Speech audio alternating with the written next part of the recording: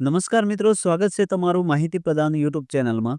આજના વિડીયોમાં આપણે વાત કરીશું કે જો તમારી ધોરણ 10 અને ધોરણ 12ની માર્કશીટ ખોવાઈ ગઈ છે અને તમારે કોઈ જગ્યાએ ફોર્મ ભરવું છે. હવે એ જગ્યાએ ફોર્મ ભરવા માટે તમારે માર્કશીટની જરૂર પડે છે, તો આ માર્કશીટ તમે ઘર બેઠા કેવી રીતે મેળવી શકશો એના વિશે આપણે આ વિડીયોમાં વાત કરીશું. જો તમારી માર્કશીટ ખોવાઈ જાય છે તો તમે ઓનલાઈન ફોર્મ ભરીને 7 દિવસની અંદર તમારી જે માર્કશીટ છે એ ગાંધીનગરથી ડુપ્લિકેટ માર્કશીટ મંગાવી શકો છો અને એ જે ડુપ્લિકેટ માર્કશીટ છે એ ઓરિજિનલ તરીકે એનો ઉપયોગ કરી શકો છો. તો આના માટે તમારે કેવી રીતે પ્રોસેસ કરવાની છે, કેવી રીતે ફોર્મ ભરવાનું છે, એના વિશે સંપૂર્ણ માહિતી આ વિડીયોમાં આપવામાં આવી છે. સ્ટેપ બાય સ્ટેપ દરેક વસ્તુ તમને કહેવામાં આવી છે કે કેવી રીતે ફોર્મ ભરવાનું છે, કયા ડોક્યુમેન્ટ અપલોડ કરવાના છે. તો વિડીયોને અંત સુધી જોજો જેથી કરીને તમને દરેક માહિતી મળી શકે. અને જો વિડીયો ગમે તો વિડીયોને લાઈક કરીને ચેનલને સબસ્ક્રાઇબ કરજો જેથી કરીને આવનારા અમારા જેટલા પણ વિડીયો છે એની નોટિફિકેશન તમને મળી શકે.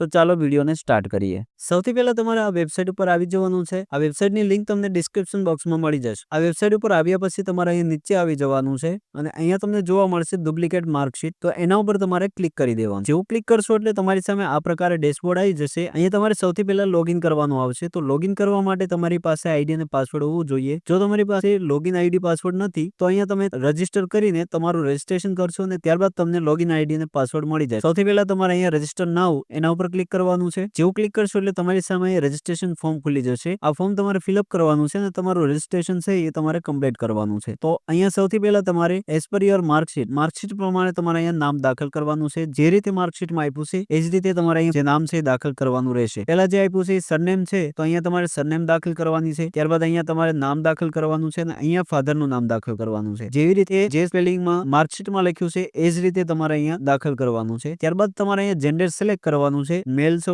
કે ફિમેલ છો જે પણ હોય એ તમે અહીંથી સિલેક્ટ કરી દેશો. ત્યારબાદ તમારે અહીંયા ડેટ ઓફ બર્થ દાખલ કરવાની છે. ડેટ ઓફ બર્થ તમારે લિવિંગ સર્ટિફિકેટમાં જે છે એ જ તમારે અહીંયા દાખલ કરવાની છે. ત્યારબાદ તમારે અહીંયા નીચે આવી જવાનું છે. અહીંયા તમારે એડ્રેસ ફિલ કરવાનું છે. હવે એડ્રેસ તમારે એ જ દાખલ કરવાનું છે જે જગ્યાએ તમે રહેતા હો, કારણ કે આની જે ડુપ્લિકેટ માર્કશીટ છે એ તમને પોસ્ટ દ્વારા સેન્ડ કરવામાં આવે છે. તો જે જગ્યા તમે રહેતા હોય એ જ જગ્યાનું પરફેક્ટ એડ્રેસ તમારે અહીંયા ફિલ કરવાનું રહેશે. તો સૌથી પહેલા તમારે અહીંયા સ્ટેટ સિલેક્ટ કરી લેવાનું છે. જે પણ સ્ટેટ તમારું હોય એ સ્ટેટ સિલેક્ટ કરીને ત્યારબાદ અહીંયા તમારે ડિસ્ટ્રિક્ટ સિલેક્ટ કરવાનું છે. જે ડિસ્ટ્રિક્ટમાં તમે રહેતા હોય એ તમે અહીંથી સિલેક્ટ કરી દેશો. ત્યારબાદ તમારે અહીં તાલુકાનું નામ દાખલ કરવાનું છે. અહીંયા તમારે વિલેજનું નામ અથવા સિટીનું નામ દાખલ કરવાનું છે.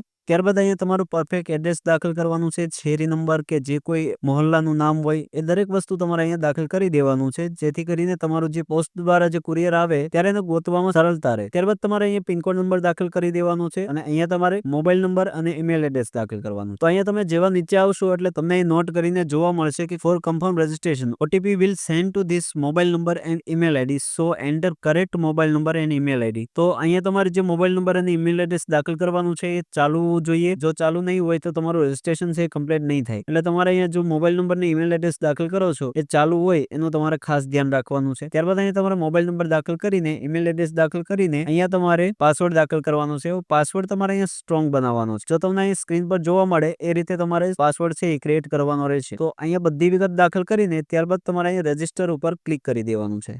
એકવાર રજીસ્ટ્રેશન થઈ ગયા પછી તમારા અહીંયા મોબાઈલ નંબર અથવા ઈમેલ એડ્રેસ જે પાસવર્ડ તમે બનાવ્યો હતો એ પાસવર્ડ તમારે અહીંયા દાખલ કરવાનો છે અને ત્યારબાદ અહીંયા તમારે આઈ એમ નોટ રોબોટ એના ઉપર ક્લિક કરીને લોગિન ઉપર ક્લિક કરી દેવાનું છે. જેવું તમે લોગિન ઉપર ક્લિક કરશો એટલે તમારી સામે અહીંયા એક્ઝામ લિસ્ટ ખુલી જશે. અહીં તમને ઘણી બધી વસ્તુ જોવા મળશે જેમ કે અહીંયા 10 pass migration certificate, 12 pass migration certificate, ત્યારબાદ અહીંયા 10માંની ડુપ્લિકેટ માર્કશીટ, 12માંની ડુપ્લિકેટ માર્કશીટ, ઇક્વિવેલન્સી સર્ટિફિકેટ, આ બધી વસ્તુ તમે અહીંયાથી મેળવી શકો છો. બધાની જે પ્રોસેસ છે એ સેમ જ રહેશે. આપણે અત્યારે અહીં 10માંની ડુપ્લિકેટ માર્કશીટ માટે એપ્લાય કરવાનું છે તો આપણે અહીંયાથી સિલેક્ટ કરીશું ડુપ્લિકેટ માર્કશીટ. એના ઉપર ક્લિક કરીને ત્યારબાદ અહીંયા તમારે સબમિટ બટન ઉપર ક્લિક કરી દેવાનું છે. હવે જેવું ક્લિક કરશો એટલે અહીંયા તમને ઘણી બધી સૂચનાઓ આપવામાં આવી છે. આ તમારે ધ્યાનપૂર્વક બધી વાંચી લેવાની છે અને ત્યારબાદ તમારે અહીંયા નીચે આવી જવાનું છે અને અહીંયા તમારે આગળ વધો એના ઉપર ક્લિક કરી દેવાનું છે. હવે જો તમે પહેલેથી કોઈ અરજી કરેલી છે તો તમારી અહીંયા અરજી જોવા મળશે અને જો તમે ફ્રેશ રજીસ્ટ્રેશન કર્યું છે તો તમને અહીં કોઈ વસ્તુ જોવા નહીં મળે. તમારે અહીંયા જો પહેલેથી અરજી કરેલી છે તો તમારે અત્યારે જ અરજી કરો એના ઉપર ક્લિક કરી દેવાનું છે અને જો અહીંયા કોઈ વસ્તુ જોવા ન મળે તો ત્યાં પણ તમારે અરજી કરો એના ઉપર ક્લિક કરી દેવાનું છે. જેવું સબમિટ કરશો એટલે તમારી અમુક ડિટેલ્સ અહીંયા ઓટોમેટિક આવી જશે. જે તમે રજીસ્ટ્રેશન વખતે ભરી હતી એ બધી ડિટેલ અહીંયા આવી જશે. ત્યારબાદ તમારે અમુક વસ્તુ અહીંયા ભરવાની રહેશે જેમ કે સીટ નંબર છે. સીટ નંબર તમારે અહીંયા દાખલ કરવાનો છે. તમારે સીટ નંબરનો જે અહીંયાથી આલ્ફાબેટ છે એ તમારે અહીંથી સિલેક્ટ કરી લેવાનો છે. ત્યારબાદ અહીંયા તમારે સીટ નંબર દાખલ કરી દેવાનો છે અને અહીંયા તમારે દાખલ કરવાનું છે તમારું એક્ઝામ પાસિંગ મંથ અને યર. એટલે કે અહીંયા જે તમારું મંથ આવતું હોય તમે અહીંથી કેલેન્ડરમાંથી પણ સિલેક્ટ કરી શકો છો છો। અહીંયાથી તમારે વર્ષ સિલેક્ટ કરી લેવાનું છે, જેમ કે અહીં 2010 થી 30 મંથ છે તો આ મહિનો આવી જશે। જો માર્ચ મહિનો હોય તો અહીંયા તમારે માર્ચ લખી દેવાનું છે અને અહીંયા જે વર્ષ આવતું હોય એ વર્ષ લખી દેવાનું છે। જેમ કે અહીંયા તમે જોઈ શકો છો માર્ચ 2021 છે તો અહીંયા માર્ચ લખ્યું અને અહીંયા તમારે 2021 કરી દેવાનું છે। ત્યારબાદ જો તમારે એકથી વધારે માર્કશીટ હોય એટલે કે જો તમે ફેલ થયેલા છો તો તમે અહીંયાથી પ્લસના આઇકન ઉપર ક્લિક કરીને અહીંયાથી વધારે માર્કશીટ પણ એડ કરી શકો છો। જો તમારી એક જ માર્કશીટ છે તો તમારે અહીંયા એક જ રાખવાનું છે, તો અહીંયા માઇનસ ઉપર ક્લિક કરી દેવાનું છે। હવે તમારે નીચે આવી જવાનું છે ને અહીંયા તમારી ડેટ ઓફ બર્થ આવી જશે, જે તમે આગળ ફોર્મમાં ભર્યું હતું, રજીસ્ટ્રેશનમાં ભર્યું હતું એ મુજબ તમારે અહીંયા ડેટ ઓફ બર્થ આવી જશે। ત્યારબાદ અહીંયા તમારી પાસે માંગે છે એસઆઈડી નંબર। એસઆઈડી નંબર શું છે કે સ્કૂલનો જે આઈડેન્ટિફિકેશન નંબર હોય છે એને એસઆઈડી નંબર કહેવાય છે। એટલે કે એસઆઈડી નંબર જો તમારી પાસે છે તો તમે અહીંયા દાખલ કરી શકો છો, જો ના હોય તો કોઈ દાખલ કરવાની જરૂર નથી। ત્યારબાદ તમને એ નીચે પૂછે છે સ્કૂલ ઇન્ડેક્સ નંબર। જો તમારી પાસે સ્કૂલનો ઇન્ડેક્સ નંબર હોય તો એ પણ તમે અહીં દાખલ કરી શકો છો। જો તમારી પાસે માર્કશીટની ડુપ્લિકેટ ઝેરોક્સ પડી છે તો એની અંદર આ બધી વસ્તુ લખેલી છે। જો નથી, તમારી જે હોલ ટિકિટ છે એમાં પણ આ માહિતી આપવામાં આવી છે। જો તમારી પાસે નથી તો અહીંયા દાખલ નહીં કરો તો પણ ચાલશે। ત્યારબાદ તમારે અહીં સ્કૂલનું નામ લખી દેવાનું છે। તમારી જે પણ સ્કૂલ હોય એ સ્કૂલનું નામ અહીં તમારે લખવાનું રહેશે। ત્યારબાદ તમારે અહીંયા સિલેક્ટ કરવાનું છે કે તમારે માર્કશીટ જોઈએ છે કે સર્ટિફિકેટ જોઈએ છે। જો બંને જોતું હોય તો બંને ઉપર ક્લિક કરીશો। જો તમે બંને ઉપર ક્લિક કરશો એટલે અહીંયા બંનેનો ટોટલ આવી જશે।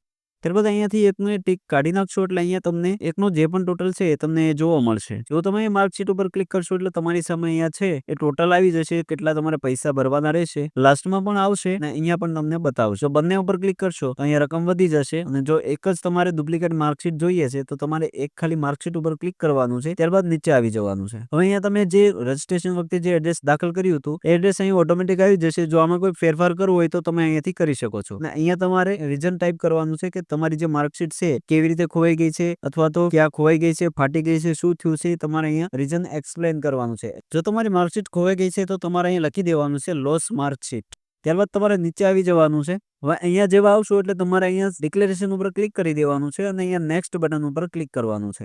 નેક્સ્ટ બટન ઉપર ક્લિક કરશો એટલે તમારે ડોક્યુમેન્ટ અપલોડ કરવાનું સેક્શન આવી જશે। તો અહીંયા તમારી સામે સ્કૂલ એસઆર ઓર લેટર, જો તમારી પાસે સ્કૂલનો એસઆર અથવા લેટર છે તો એ તમે અહીંયા દાખલ કરી શકો છો, અથવા તો તમારી પાસે 10માની હોલ ટિકિટ જે છે એની કોપી પડી છે તો એ તમે અહીંયા અપલોડ કરી શકો છો, અથવા તો કોપી ઓફ એપ્લિકન્ટ માર્કશીટ એટલે કે માર્કશીટની જે ઝેરોક્સ પડી છે એ ઝેરોક્સ પણ તમે અહીંયા અપલોડ કરી શકો છો। આ ત્રણમાંથી કોઈ પણ એક વસ્તુ તમારે અહીંયા અપલોડ કરવાનું છે અને અહીંયા તમારે આઈડેન્ટિટી પ્રૂફ માટે આધાર કાર્ડ અથવા ઇલેક્શન કાર્ડ અથવા પાસપોર્ટ અથવા ડ્રાઇવિંગ લાયસન્સ, આમાંથી કોઈ પણ વસ્તુ તમે એક વસ્તુ અહીંયા એડ કરી શકો છો। બધી વસ્તુ અહીંયા દાખલ કર્યા પછી તમારે અહીંયા સબમિટ બટન ઉપર ક્લિક કરી દેવાનું છે।